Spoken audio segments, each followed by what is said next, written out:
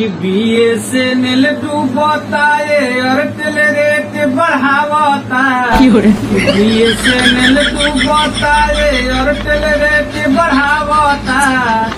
जियो वाला शादी के पैसा यही से सधावता। अरे मोटुआ अपना शादी के पैसा यही से सधावता।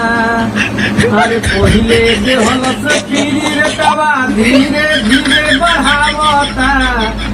पहिले दे के फ्री रेटवा धीरे धीरे बढ़ावता। अरे मोटुआ अपना शादी के पैसा यही से सधावता। जियो वाला शादी के पैसा यही से सधावता।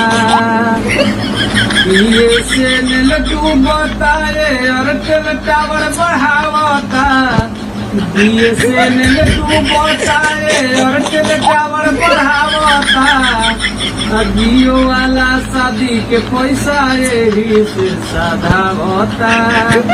अरे मोटुआ अपना शादी के पैसा यही से